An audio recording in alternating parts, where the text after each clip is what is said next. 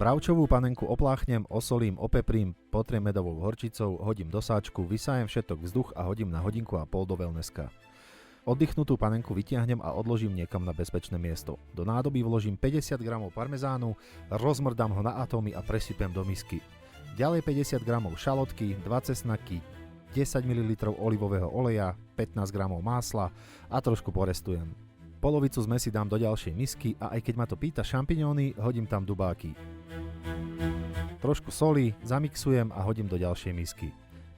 Ďalej pridáme zmes z misky číslo 1, trochu soli a 200 g ryže arborio, čo spolu zamiešame.